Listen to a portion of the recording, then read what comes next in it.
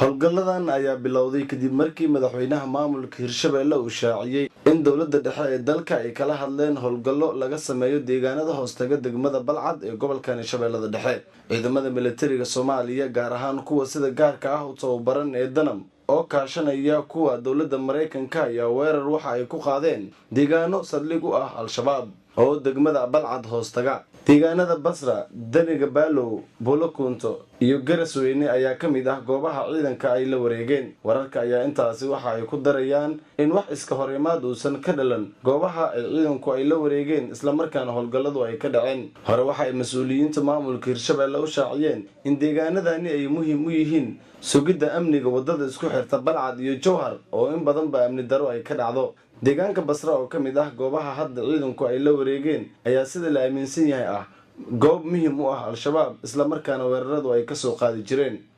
Cabdifataax Axmed Maclow, Muuqaalba iyo Dalsan, magaalada Jowhar.